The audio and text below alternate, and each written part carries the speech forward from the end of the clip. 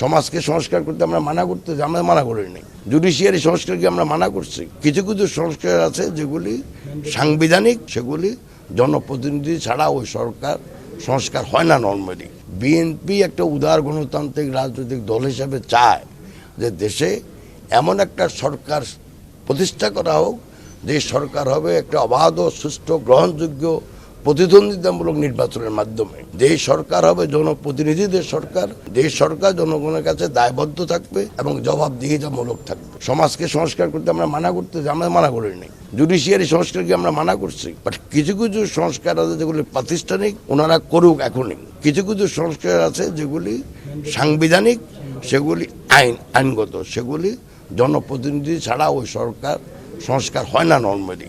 আর যদি করেও, আমরা তো 111-এ বহু সংস্কার দেখছি, কোন সংস্কার ঠিকই আছে ভাই, আরও উল্টা হয়েছে। সো এসব বলে তো লাভ নাই। একটাই দেশের দরকার, সেটা হলো জনপ্রতিনিধির দ্বারা গঠিত সরকার। সেটা ওনারা যদি একটা রোড ম্যাপ দেয়, তখন সব দলের সাথে একত্রে বসে ঐক্যমত্যের ভিত্তিতে একটা ডেট ঠিক করুক।